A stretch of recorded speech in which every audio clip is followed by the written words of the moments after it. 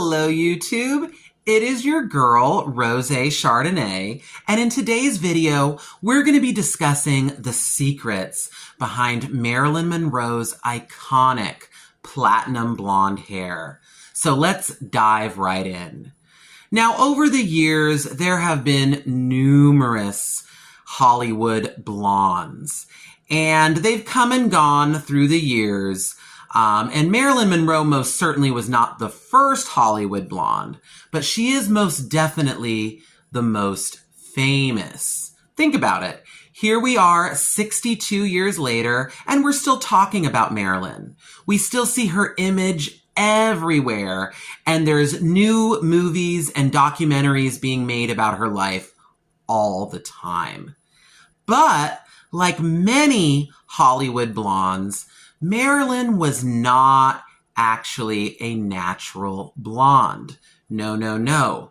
She was indeed a natural brunette. Yes, you heard me correctly.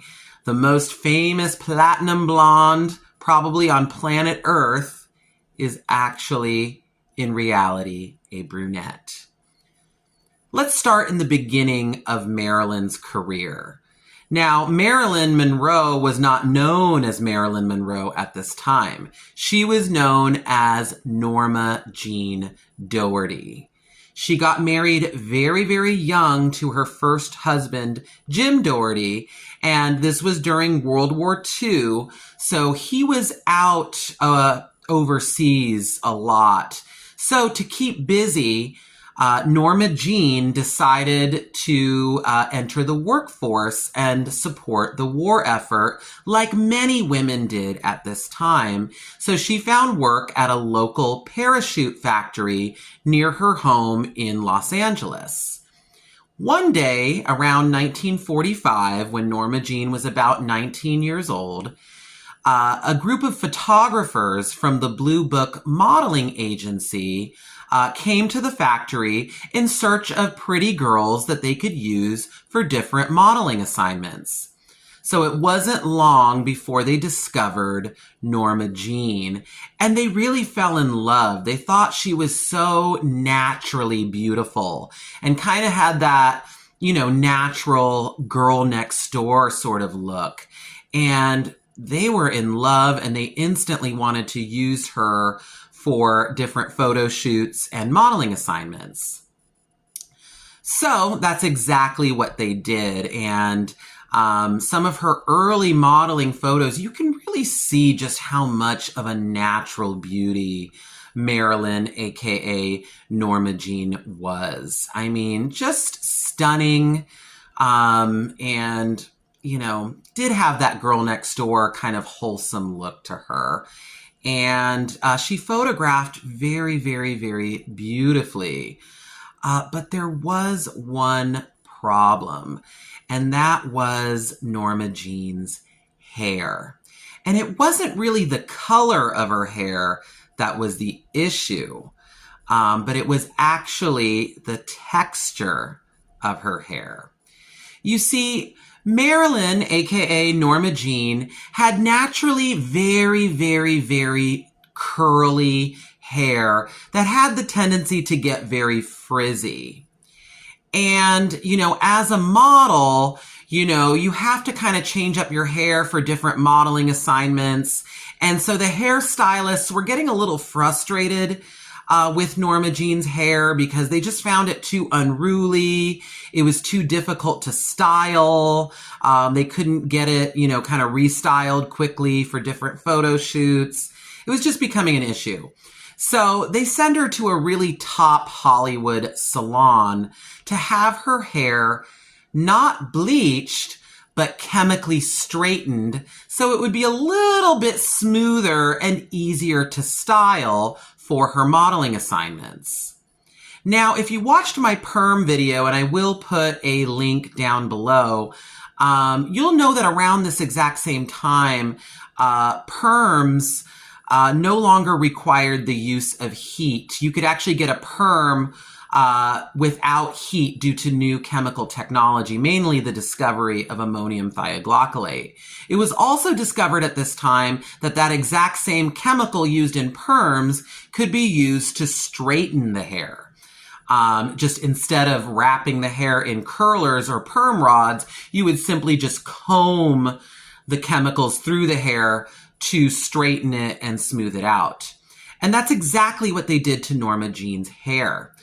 But the harsh chemicals used in this straightening process had a little bit of a side effect, and that's that it kind of lightened Norma Jean's hair a little bit to kind of a coppery reddish blonde color. And so Marilyn's kind of journey into lighter hair or blonder hair thus began. Now, there's a lot of misinformation out there on the internet that says that, oh, Marilyn was a natural redhead and her natural hair color was like a copper red or a reddish blonde. No, I think that comes from a lot of the photos taken right after she had her hair chemically straightened. People kind of erroneously assume that that was her natural hair color. But no, that's just because she had her hair chemically straightened and the chemicals kind of lightened her hair slightly. So I think that's where that misinformation comes from, because she was not a natural redhead. She had naturally brown hair. So at any rate, her hair was now kind of this reddish blonde hair color, and reportedly, young Norma Jean really, really, really liked the effect. She thought that the lighter hair brought out her eyes more, and the modeling agency and the photographers that she was working with agreed. They thought that lighter hair was more becoming on Norma Jean.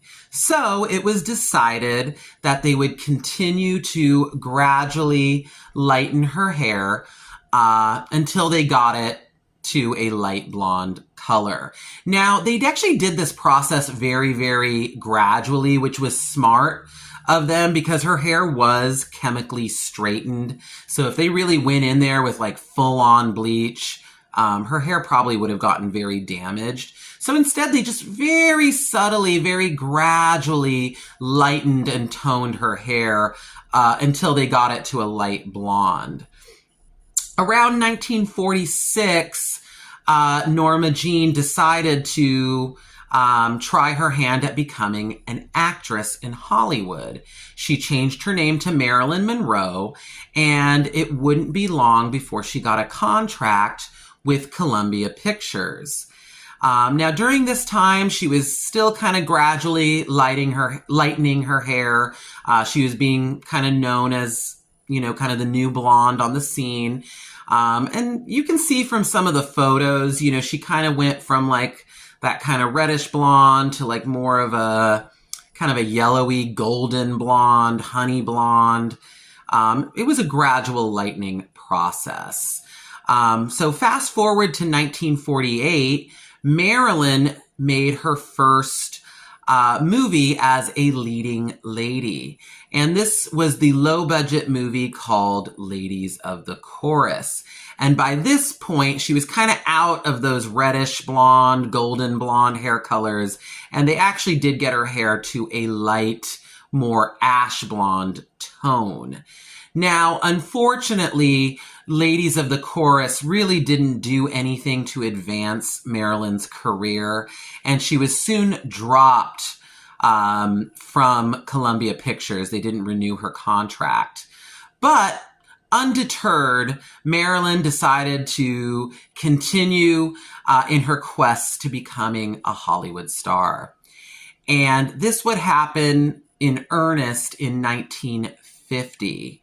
She had signed a new contract with 20th Century Fox, and they wanted to use her in a bunch of supporting roles just to kind of get her name out there.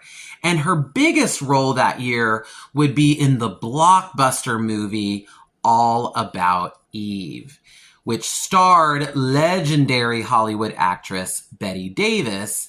And Marilyn was kind of in a supporting role, but she definitely got notice in that film. And it allowed her to do many, many other movie projects for 20th Century Fox. Now, during those early years with Fox, they changed Marilyn's hair all the time. She literally had every single shade of blonde under the sun. Golden blonde, ash blonde, champagne blonde, smoky blonde.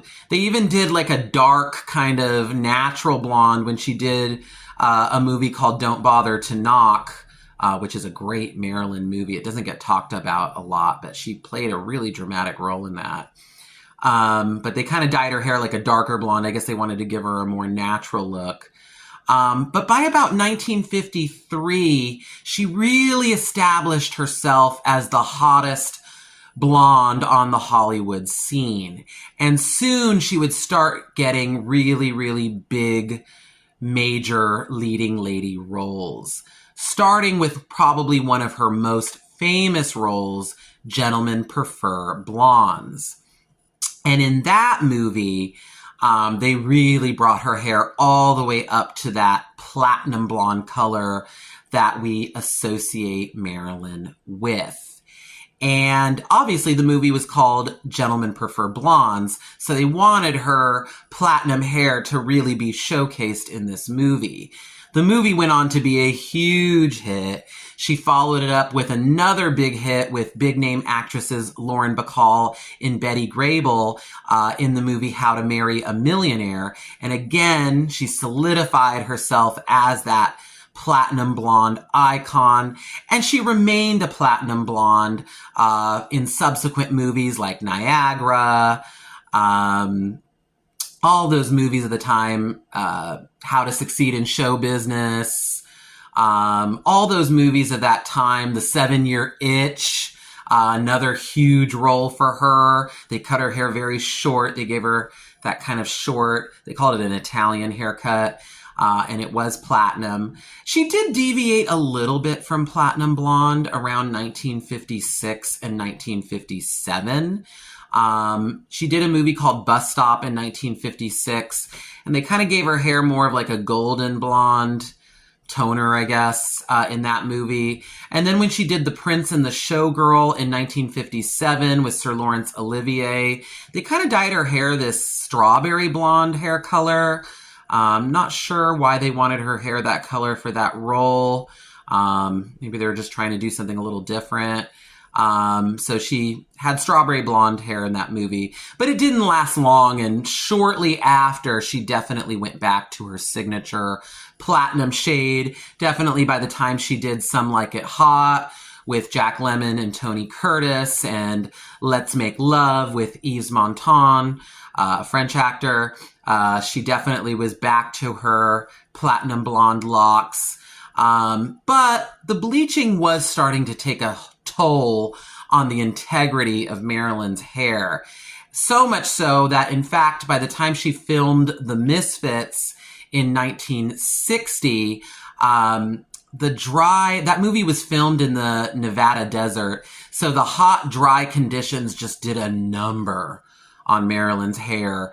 And so much so that she had to actually wear a wig for most of the filming of that movie because her hair just was not cooperating with the hot, dry conditions. By 1961 and 1962, shortly before Marilyn's death, her hair was actually completely stripped of all pigment, and she really kind of went beyond platinum blonde at that time. It was really more of a white blonde. Marilyn actually called that color pillowcase white, which I thought was really, really cute. She called it pillowcase white. And she really went beyond platinum at that point. She had like almost like a silver white color to her hair in those final years. It was really, really pretty. That's probably like my favorite hair color that Marilyn had. I also liked the way they were styling her hair at that time. Really, really, really pretty silvery white blonde. And that's pretty much it. Sadly, Marilyn would pass away in August of 1962, tragically young. But Marilyn has continued to live on and be remembered to this day. And many women since have coveted that platinum blonde hair. And we still have women today that are bleaching their hair platinum blonde for a little bit of that old Hollywood glamour. So what do you think? Did you know Marilyn was a natural brunette? Did you know about her naturally curly hair that they had to straighten? What kind of videos would you like to see next, too? Sound off down in the comments. Don't forget to like, comment, and subscribe. And if you haven't watched my previous videos, I have one on the history of perms and one on the history of hair bleaching. I'll link them down below in the description. Other than that, that's it for today. It was so nice talking with you guys, and we'll see you again next time. Bye.